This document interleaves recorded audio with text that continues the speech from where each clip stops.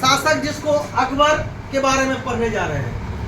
अकबर का शासनकाल 1556 से लेकर 1605 ईस्वी।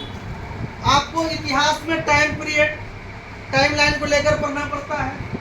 पिता हुमायूं, माता हमीदा बानो बेगम, जन्म 1542 ईस्वी में अमरकोट में हुआ था, है ना।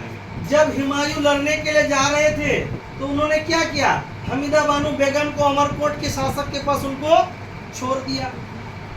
14 फरवरी 1556 को कन्नौज नामक जगह पर राज अभिषेक हुआ और उनको ये सूचना मिलती है कि हुमायूं अब नहीं रहे। उस समय मात्र अकबर की उम्र 14 वर्ष की थी।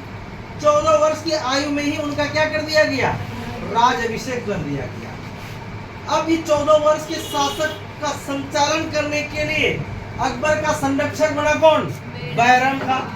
बैरम खां मुख्य सेनापति के रूप में हुमायूं के साथ शासन किया था। 5 नवंबर 1556 को पानीपत की दूसरी लड़ाई हुई, अकबर और हेमू के बीच हुई और इस युद्ध में हेमू हारा।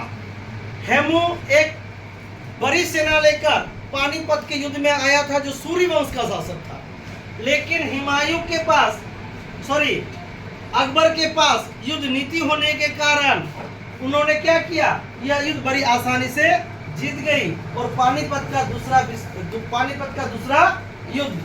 आप जितने भी ये सारे पॉइंट देख रहे हैं, यह अकबर का सारा आपका क्या है, ऑब्जेक्टिव क्वेश्चन है। आपको ऑब्जेक्टिव क्वेश्चन याद करने की जरूरत नहीं पड़ेगी। अगर अकबर से कोई भी क्वेश्चन बनता है तो यह ऑब्जेक्टिव आगे आपको बन जाएगा। इसके आगे हम लोग पढ़ेंगे कि अकबर का साम्राज्य विस्तार, अकबर ने साम्राज्य विस्तार कैसे किया और उन्होंने फिर गुजरात को क्यों चुना। गुजरात के द्वारा उन्होंने फतेहपुर सीकरी में बुलंद दरवाजा का निर्माण कराया।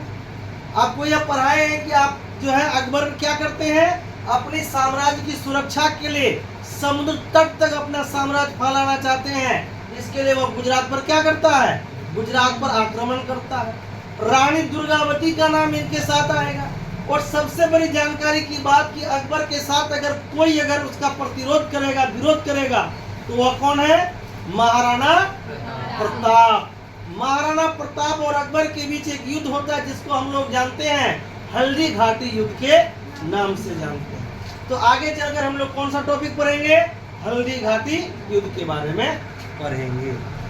ठीक है गाइस, इस तरह से हम लोग